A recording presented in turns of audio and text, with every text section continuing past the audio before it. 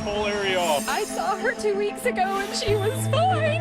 She was fine. Nique Leili's body was found here. A mother found dead, covered by leaves. No clues, no evidence, just a little square of video. Smoking a late-night cigarette on the porch. The last time she was seen alive. I said, are you serious? Call the police. Tonight, 2020 takes you inside that family's nightmare. Their home mysteriously hot-wired with 21 surveillance cameras, rolling non-stop, recording everything. This is Nique. Can I help you?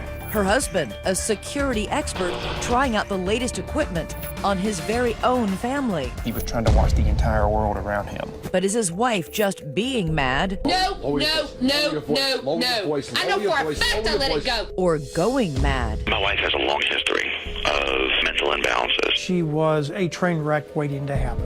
A marriage unraveling, a father under suspicion. This is really freaking me out. The media obsessed. I'm not suspicious. This woman was murdered. And 2 crucial days of tapes missing. So here's a man waiting for a crime to happen every day. One finally happens, and he's got no pictures of it. But what happens after an autopsy on the computer? It was gold. Tonight, the sergeant, haunted by the case. I made a promise to myself that day that I would never give up. The suspect's daughters defending him, taking their crusade public on YouTube. Finally time for us to tell the truth. And how it finally gets solved by a voice from the grave. I don't want any part of this freaking family anymore. What the camera didn't see. Good evening, I'm Elizabeth Vargas. Welcome to 2020 Saturday. And I'm David Muir. Right here tonight, is it a case of a father trying to protect his family or simply wanting to watch their every move 24/7? That was the question behind a sensational murder case. And tonight, that verdict is now being appealed. But here's what we want to know. What do you think? Is a new trial warranted? In court, crucial evidence centered on those private recordings taken from a sort of command center right inside the home. Thousands of recordings that took investigators a year and a half to review. But where are the missing tapes? Could they solve everything? Here's Jim Avila. What would we see if your home was being watched inside and out 24 hours a day by 21 surveillance cameras? Watching as you sat on the couch in front of the TV, unblinking as you sneak outside for a smoke on the porch. Show me where you saw cameras. If you see the front door to the right of it, basically up in the corner, there was a camera out there, up on the top eave, on the back corner of the house. Welcome to Sydney's Cove, a quiet cul-de-sac in Lawrenceville, Georgia, 40 miles north of Atlanta. A small town where the bells of the First Baptist Church can be heard in the backyard, and dinner time is marked by the rumble of freight trains. It's home to Matt and Nique Leili, their daughters Amanda and Rebecca, and Nique's older daughter Alex from a previous marriage. Why all the cameras? Matt's in the business. He sells security systems, a tech-savvy law and order guy who's become a one-man neighborhood watch. We sat down with Nique's family, her father, Doug Chatham, her daughter Alex, and sister Amy. I knew that there were cameras all over the place because, I mean, he made a point to sort of brag about it, really. It was sort of a source of pride for him. The house seems so tranquil on the outside. Matt and Nique, both 44 years old, married on Valentine's Day, together 13 years, many of them good. She was Southern, an accountant, the breadwinner. Matt, a transplanted New Yorker, called her baby cakes. Nique actually told me, that she was in love with him. Their daughters, Rebecca and Amanda, now teenagers, posted this YouTube video of the couple's trip to Hawaii to frolic in the sun. My mom surprised my dad while they were down there and renewed their vows. She's happy. They were in love. That does seem like something people who are in love and still care for each other do. Right. But just like Hawaii's famous volcanoes, this love affair is about to blow like Kilauea in the dark of night. And thanks to Matt's over-the-top obsession with security everywhere, we hear it all. Get out of my way before I start breaking in this office. Look at the way we're approaching this. The first I'm fixing to start breaking. Fine. I know you are. I know you are. Get out of the way. That steel magnolia plus-size voice belongs to the petite Nique Leili, 5'3", 98 pounds soaking wet. Matt is a giant oaf of a man, 6'5", 250 pounds, big enough to lift his tiny wife Nique with one hand. But on some of these recordings, he sounds like a punching bag.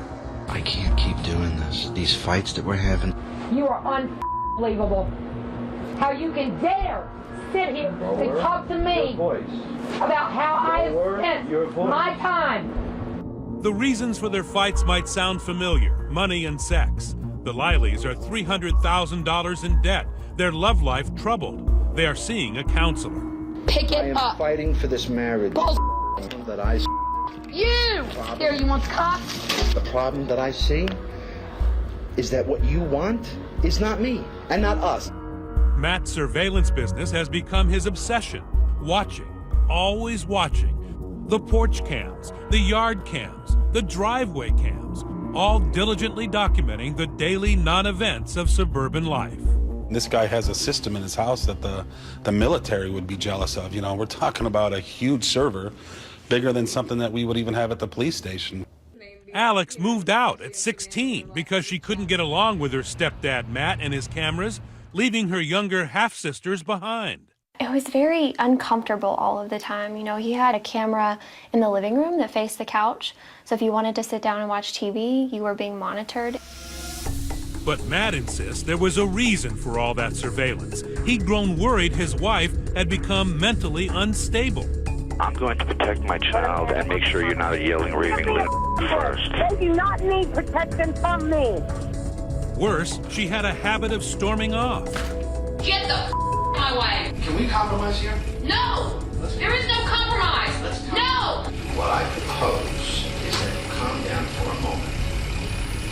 If in a clear head you want to leave, I'm not going to stop you. Good. Now Matt's afraid Nique might run off in a rage and get hurt. To deal with that, he turns to another of his tech skills: hidden audio recorders in her purse, in her car, and using her cell phone to track her. Here's Matt's explanation. I'm recording my wife. I've got a tracker on her, you know. I gotta find my wife every time she runs away. I mean, I'm not some over-possessive freak.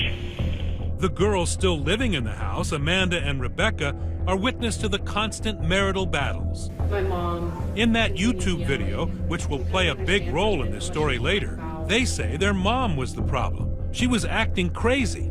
She was saying how she was tired of the voices telling her that people were talking bad about her, and she was tired of the voices telling her this and the voices telling her that.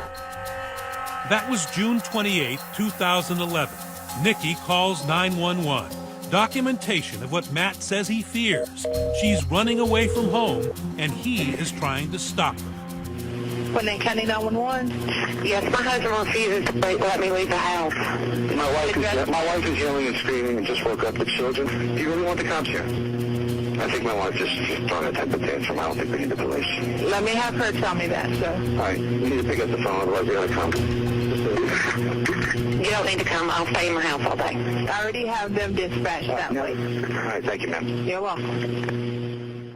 The cops come by to make sure things are under control. But Nique doesn't even look at the officers. That's her bag, packed and ready by her side. Later that day, she takes it and leaves.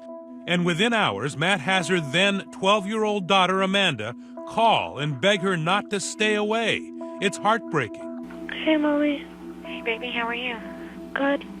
Mommy, we need to go on vacation. All of us as a family. We need to save this family. The family doesn't go on vacation. Nique comes home. They stay at Sydney's Cove, behind closed doors, with all those cameras rolling. Things seem to be getting back to normal. The family saved for 2 weeks. Until a July night, that small figure on the screen is Nique. It's date night with Matt, dinner and a movie. And later that night, the Leili surveillance cameras show Nique out on the deck for a smoke before bed. We can't tell in this tape, but the cigarette is not the only thing smoldering that summer night. Nique Leili is about to disappear. When we come back, after 13 years of marriage and thousands of arguments, Nique Leili is finally gone for good. And her husband says it's because she's crazy. Where's Nique? And what do all those cameras say about her disappearance? Stay with us.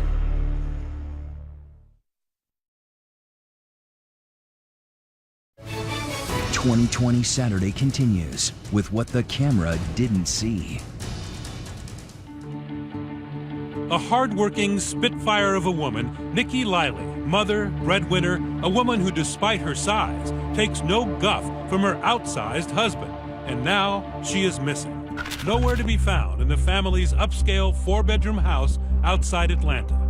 Now we can go inside with video obtained by ABC News. Are there any clues in here that answer the question, where's Nique? Go ahead, look around. See any signs of a violent struggle? Any bloodstains on the carpet? Broken furniture? Sure, there's a gun in a holster, but it's not smoking. Nothing more incriminating than an unmade bed. And there it is, Matt's electronic fortress. And yet for someone so concerned with the comings and goings in and around his house, Matt waits 2 days after Nique vanished before bothering to pick up the phone and call Nicky's sister, Amy. And he said, have you talked to Nique? And I said, no, why? What's going on? And then he said, well, Nicky's missing. I said, what are you talking about? And he said, yeah, she hasn't been home since Saturday. I said, are you serious? Call the police. After that call, Matt did file a missing person report and told his story to police. He and Nique had a fight. He slept on the floor of his office, and when he woke up the next morning, Nique was gone. He says the only thing she took was her toothbrush. Her purse, her phone, all the tracking devices left behind. So I go upstairs to see what's going on. She's not there. He says she's been breaking down mentally for some time and just walked away. This is the weirdest thing, okay? This is really freaking me out, okay? This is not the first time she's run away, but she's never been gone overnight. Matt overshares with a cop on the phone, telling him the fight is about sex in detail. On the way home, I said to her, hey, because I wanted sex. But the sex we've been having hasn't been anything special, So I said to her, hey, how about you put on an outfit? I think that might have set her off. He says maybe she's checked into a hospital suffering from a breakdown. My wife has a long history of some kind of mental imbalances, okay? Now, Matt says he's had enough. He's done with his crazy wife. I told her if she doesn't straighten up, I'm going to divorce her. And I saw an attorney about it, too. Just yesterday. That's right, before police have even launched a search, and her family says before Matt has spread the word that Nique has gone missing, he has hired a lawyer to divorce her. What was that about? Yeah, I couldn't tell you. I mean, my response to that, my reaction to that was, who does that? It was just all about him. It was never a frantic, where is my wife? And as if divorce is not enough of a threat, Matt goes down to the courthouse to fill out paperwork to have Nique committed. Here he is telling his brother-in-law about it. I was at the courthouse swearing out a warrant for Nique Leili for involuntary committal. By now, a multi-generational civil war is breaking out, pitting the northerner Matt and his young daughters against his southern in-laws, Nicky's family, including her daughter, Alex.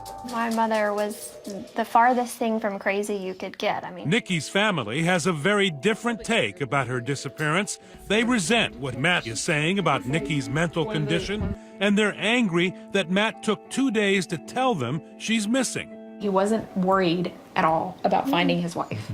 He was concerned about making sure that he spread the story that she was insane.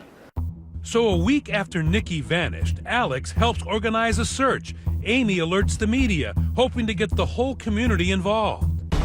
More than 100 volunteers, all in red, spread out through the neighborhood. Matt was not among them, skipping what may have been the shortest search in the history of missing persons. 10 minutes after friends and family had formed a grid, I just saw a huge big pile. It looked like it was covering up something, so I just started kicking away at it and then saw her body and her hair. I heard somebody scream from the woods, and so I went running up there to see what they uncovered, and it was my sister. Oh, dear God. Family members cry out as a coworker of We're going to be roping this whole area off. Gwinnett County firefighters and police arrived just minutes after people looking for Nique Leili make a shocking discovery around 10. And I blacked out. I just remember hitting the ground. Nique's body was found nude, less than a mile from her house. If she was running away, she didn't get far. Her body covered in leaves in a wooded area near the finger pointing begins. This is Amy, moments after her sister Nique's body is found. He waited 2 days to even report her missing. And he told me that they'd had a huge fight and that, you know, she wasn't well and that she'd been having breakdowns and stuff. But I saw her 2 weeks ago and she was fine. The missing persons case is closed. But is this murder? Investigators are talking with Leili's husband and searching the couple's home, but police say right now he is not a suspect. Certainly Matt's personal CENTCOM will prove he had nothing to do with his wife's disappearance. What better alibi witness than 21 cameras? So here's a man waiting for a crime to happen every day, sitting in his office, looking around. One finally happens, and he's got no pictures of it. Correct. When we come back, what the camera didn't see. Stay with us.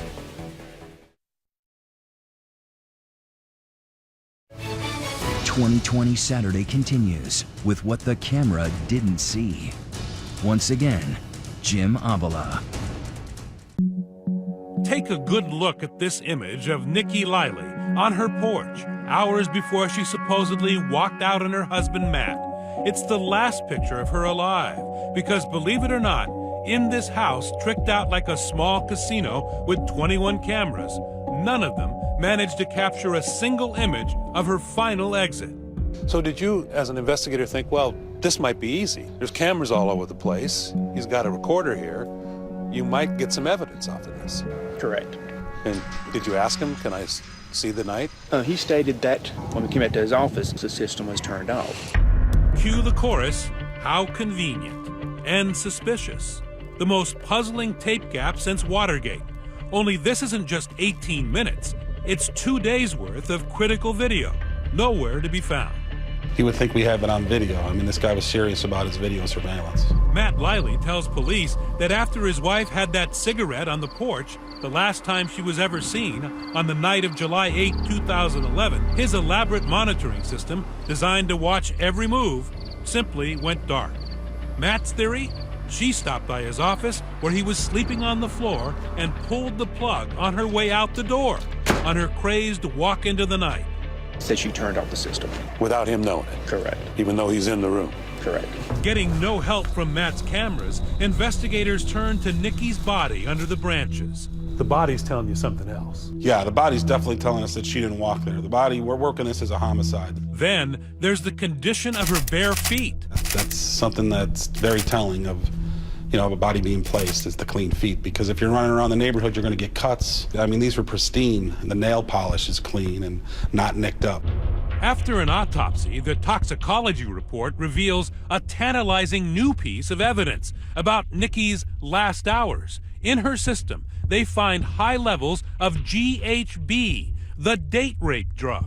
You know, in hundreds of cases, accidentals, overdoses, homicides, suicides, I've never seen GHB in a toxicology report. So that caught my attention immediately. Remember, Matt told the police the big blow-up that night was over sex. He wanted it, she didn't. But now there's evidence somehow he had his way, something he failed to mention in his phone conversation with the cops. Oh, I said, listen, okay, this has gone on far enough. All right, I'll go downstairs once again, sleep on the couch. You go to sleep. We'll talk about this in the morning. But the autopsy is most notable for what it does not reveal. The Georgia summer is a killer's accomplice. We don't have an indication at that time, because of decomp and 7 days out in July heat, of exactly the cause of death. There are no bullet holes, no knife wounds, no blunt force trauma. You thought she had been strangled, but there's no fingerprints either, right? And there's no marks around her neck. Right, because of decomp, we don't have the telltale signs of strangulation. Matt Leili is definitely a suspect in his wife's murder. In fact, the only suspect. But there is not enough evidence to charge him. Nique's family is beside themselves. Her daughter, Alex, almost feels guilty. Like there was something I wasn't doing to help fight for justice. There was something I was missing. Sometimes you just want to scream at the rooftop. He did it. Do something. Matt cuts off Nique's family, isolating his daughters. This is taking all. They skip a memorial for Nique. They don't even go to her funeral. He stops talking to police, too.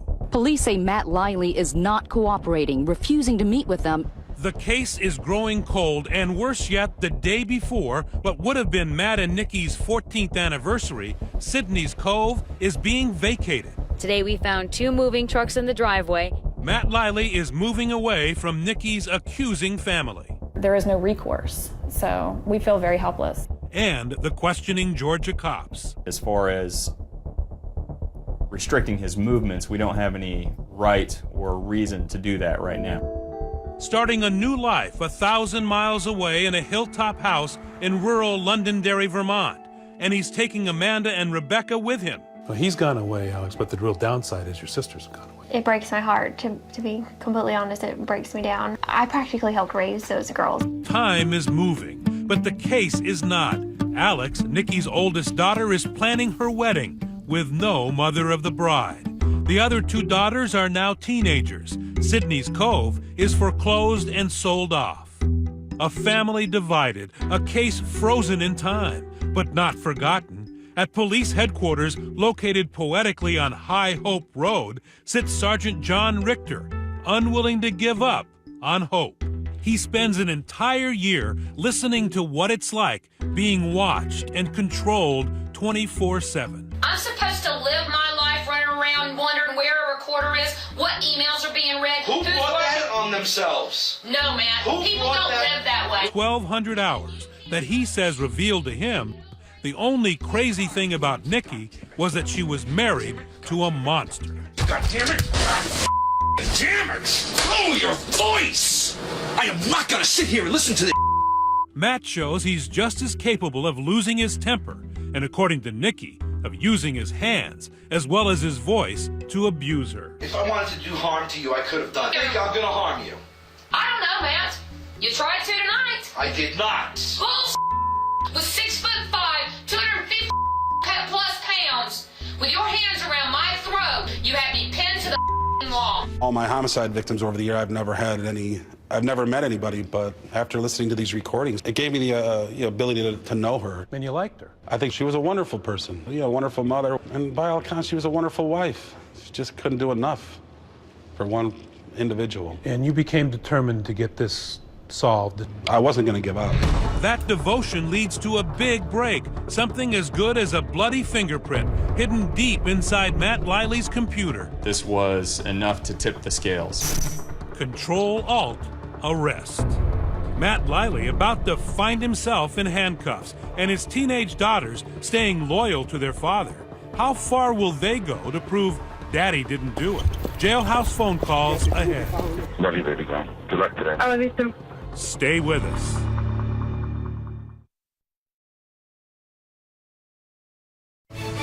"2020 Saturday" continues with what the camera didn't see.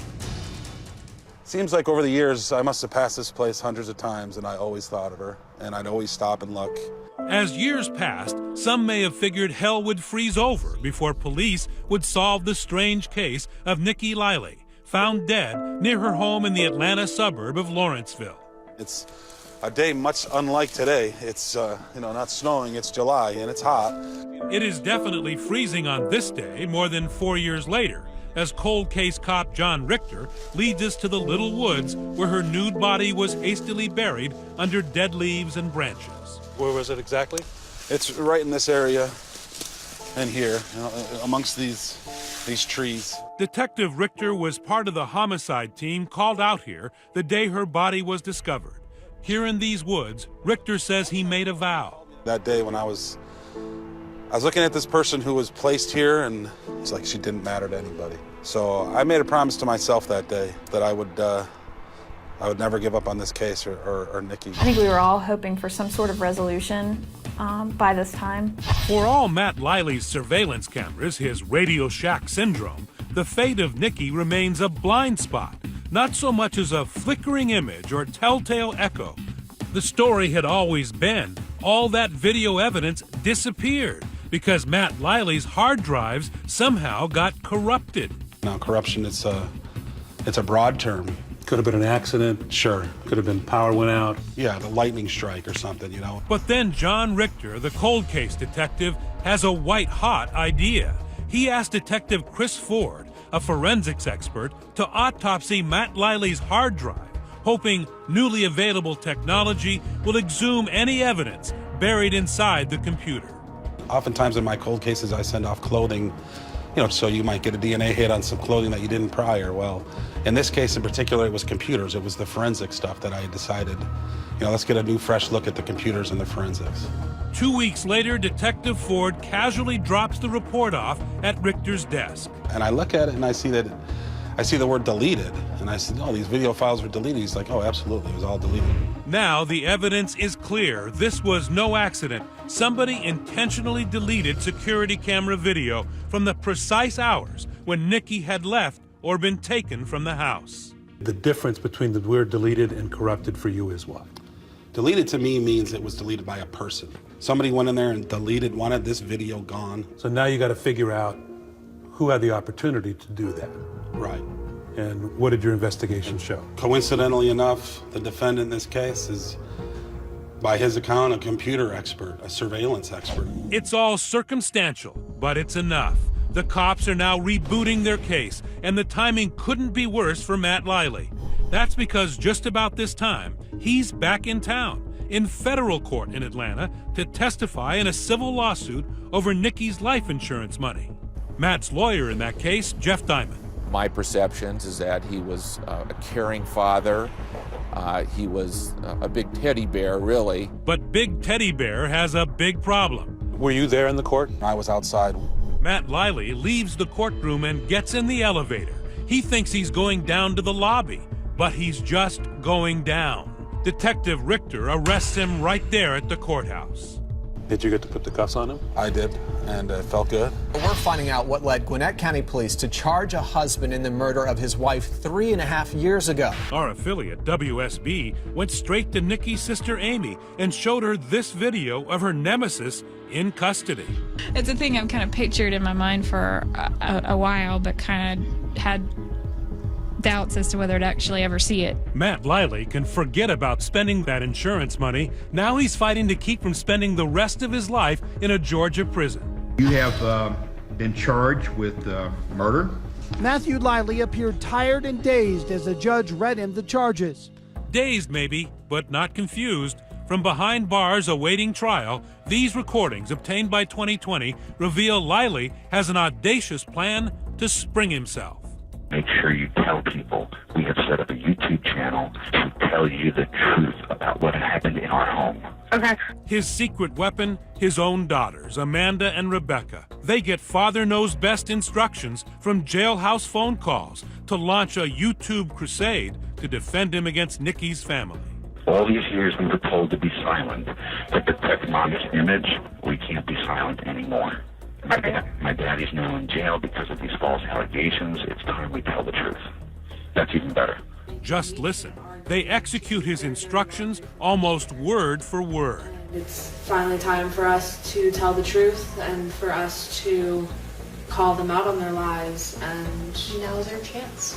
You know, say something insulting from this pathological lying family that doesn't want their dirty laundry aired. But the truth will come out.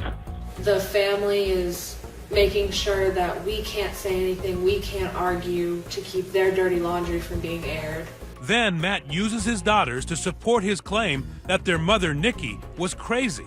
My mom started pacing back and forth, and she started kind of mumbling to herself. Don't forget to tell everybody about the YouTube site because we want it on TV, okay? Okay. Love you, baby girl. Good luck today. I love you too. Leili got his wish. The girl's video makes news. As focus turns on Dad, Nique's own daughters take to YouTube to defend him. The video was created by the man's two daughters. This is the teenage daughters. They made a YouTube video in support of the father. It hurt a lot. You know, they said some hateful things about our family. They painted our mom like someone she really wasn't. As the mystery of Nique's murder grips the streets of Lawrenceville, just past Scotland Yard Antiques, a street named Lucky leads to the courthouse, where the two sides of the feuding family will meet again.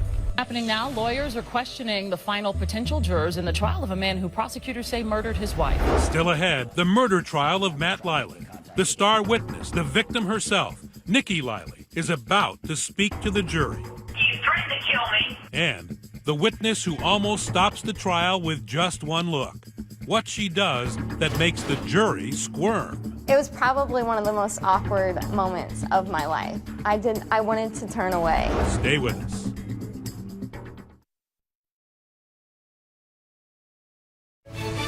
"2020 Saturday" continues.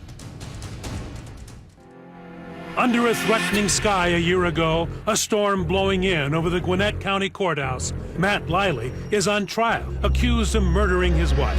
New murder trial in Georgia, where a father of two is charged with killing his wife, pretending she disappeared. Before he even calls police to report her missing, he calls a lawyer. In court, two powerful teams head to head. Prosecutor Lisa Jones. And the evidence will prove that Matthew Leili murdered his wife. Tom Clegg, Matt Leili's criminal defense attorney. He is falsely accused, pure and simple. Exhibit A, the autopsy. The medical examiner, often a case maker for prosecutors, helpfully testifies she sure does suspect foul play. But if the jury is hoping for something directly connecting Matt Leili to his wife's death, this witness is no help. She can't even say for sure how Nique died. They don't have a rock-solid case at all here. I ruled the cause of death as undetermined. Jurors such as Kim Munster say when it comes to hard direct evidence, at least at the beginning of the state's case, they're just not hearing it. Did any of that bother you? I thought from the get-go that you had to have proof. So I was like, I need something more, I need something more. And the prosecution got an unpleasant surprise when they called this woman to the stand, Joanne Lucy, Matt Leili's ex-wife. People in the courtroom say the legal bar suddenly turns into a singles bar. No objection, but it sure looks like the witness is flirting. Okay, you're looking at him periodically. He has beautiful eyes. He's known that, and he knows that I will always look at his eyes. He knows that. Was that part of what attracted you to him to begin with? Oh yeah, his eyes, his height, his physique. Okay. Even though they'd been unhappily and briefly married 20 years before, there was still something. But be that as it may, you still can't help but look at his eyes. No, they're beautiful. That was astonishing, okay? She was flirting with him on the witness stand. Goo-goo eyes aside, Matt's former missus does manage to deliver some damaging testimony, confirming he got rough with her. He would like to push it down to the ground and pin you down. And I'm not a very strong person, so, I was easy to pin down. Juror Kim Munster. I guess she loves his eyes and loves his look, but she doesn't like the things that he did to her. Because he did some things that are very similar to what he did to Nique. Very similar. There were several nights that I would lay up at night and listen to her say, please get off of me, you're hurting me. And Prosecutor Jones has much more ammo in her arsenal. The computer forensics from Detective Richter's investigation. The cameras were working when this crime happened. Absolutely. It was intentionally deleted. But there is more. Those recordings of a marriage on the brink. Detective John Richter takes the stand to testify about the year of his life he spent listening to Nique. They give me a rare view into a victim's life and how her life was leading up to her death. And it was gold. Listen to this gem. Not just a garden variety shouting match, Richter and apparently Nique believe Matt once made something very much like a death threat. The words out of your mouth. I should have let you kill yourself so I didn't have to do it. Don't deny it because those are the exact words that came out of your mouth. You are a liar. I should have let you kill yourself. Why should I bother being the one to do it? And so here is the state's theory of the murder of Nique Leili. What do you surmise did happen? After she and Matt come home from the movies, that last security camera gets a glimpse as she sneaks a smoke. Very likely, the last one of her life. He gave her some GHB just to lower her resistance level. And then, they had sex. Fed up with the fights over sex and money and terrified that his wife and meal ticket will leave with the kids, Matt Leili then makes certain his tiny wife, Nique, will never raise her voice to him again. At some point, she was asphyxiated by him sitting on her, strangling her. So he killed her with his own hands? He did, absolutely. He killed her with his own hands, with his own body. The crime scene bears no signs of a struggle. The body, no defensive wounds. But a dead wife is still a dead wife. He's got to get her out of that house because the girls are going to get up soon. He puts her in the woods like that, so now he's got to delete the video. The only video that would show how she left that house. Okay, so that's the theory. Prove it, says Matt Leili. His daughters Amanda, now 17, and Rebecca, 14, are his best weapons. They arrive at the courthouse from Vermont. One after the other, the girls take the stand to defend their father. Is this gentleman here your dad? Yes. Okay. And you love him, right? Of course. Very briefly describe the relationship that your mom and dad. They loved each other. Did they ever fight, argue? They did argue, yes. Did you ever see your dad hit your mom? No.